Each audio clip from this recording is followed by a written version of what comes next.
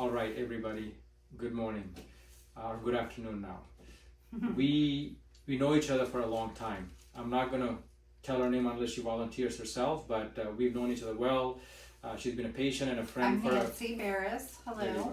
For a very long time. Long time. I love him. And so she gives me feedback about treatments and lots of things, and we just have a conversation. Something very interesting happened just now, an exchange, which I felt would be a good thing to share with people because it's all about education. So Nancy and I have been working on improving her skin quality. So I have done a fairly strong, what we call ultra clear treatment to improve her skin texture, the skin wrinkling and the pigment and pores and all of that. She did very well from that, but there's a component of pigment that I just wasn't able to get rid of yet. Okay, so I brought her back 1 or 2 times to do those areas to improve the pigment, not anything else, just a pigment treatment, which is different than the first treatment. So this is, yet again, she's here because she still has that pesky pigment.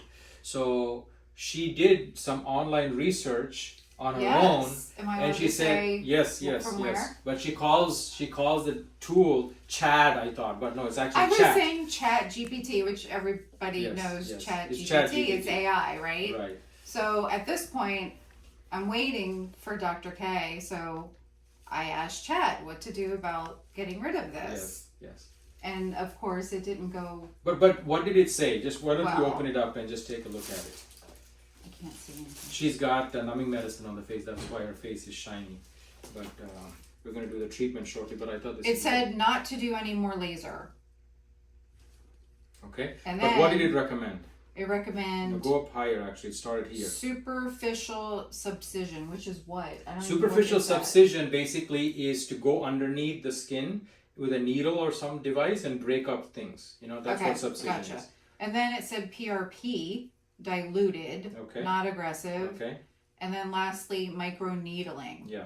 So here's a very, very good example of why AI is powerful and also very dangerous.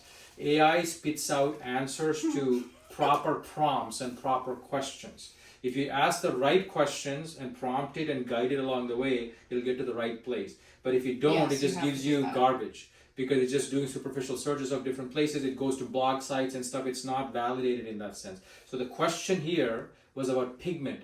Subcisions don't help pigment at all. As a matter of fact, subcision, it's an intervention where you want to break up pitted scars from acne or something else. So basically you go with a needle and break it up. That's what subcision is, which is not something that you need. Okay, you don't have acne scars.